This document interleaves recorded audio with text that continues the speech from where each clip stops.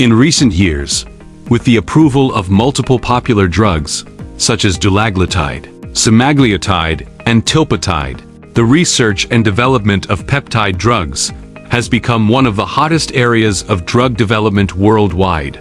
Among the 6 peptide drugs approved by the FDA in 2023, 3 are cyclic peptide drugs.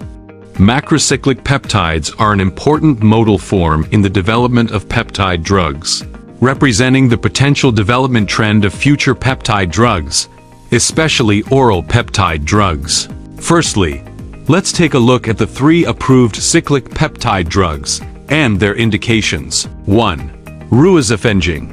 Ruxolitinib is a new type of echinocandin antifungal drug used to treat adult candidemia and invasive candidiasis.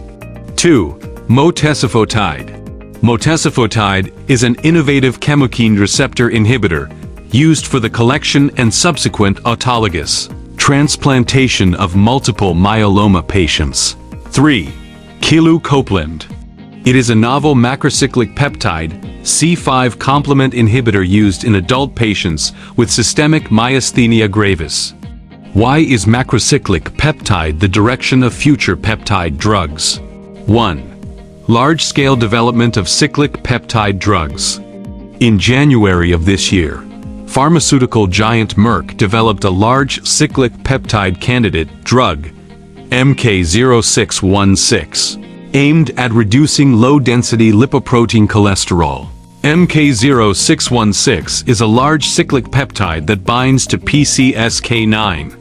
Merck has initiated the Phase 3 project of MK-0616 with the goal of developing oral formulations. Another pharmaceutical giant, Roche, has also discovered a large cyclic peptide candidate drug, ARG6006, mainly targeting drug-resistant Acinetobacter baumannii. It is a novel antibiotic with overall good tolerability in 2 Phase 1 clinical trials.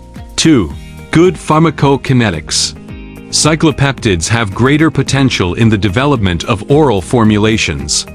Among the oral peptides currently available on the market, there are cyclic peptides, such as cyclosporine A, cyclosporine, and metronidazole. 3. The market size of cyclic peptide drugs is large. According to a latest report, the forecast for the global restricted peptide drug market from 2024 to 2030. The restricted peptide drug market will increase from the current $1.22 billion to $4.76 billion. 4. Multiple platforms for the development of cyclic peptide drugs, such as phage display, peptide, and protein fission protein circular junction, mRNA display, and one-bead, one-compound library, etc.